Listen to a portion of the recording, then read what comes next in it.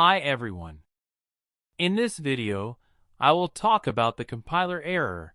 Size of array is negative. I will explain it with an example. So let's see it. In this program, I declared an array of integer called message. Well, this produces a compilation error called size of array is negative. The size defined for the array is negative. Here is the message that describes the error. So to fix the error, you must replace the negative array size with a positive number. Now the compiler does not show any error.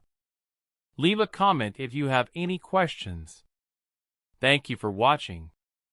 Don't forget to like this video and subscribe to our channel.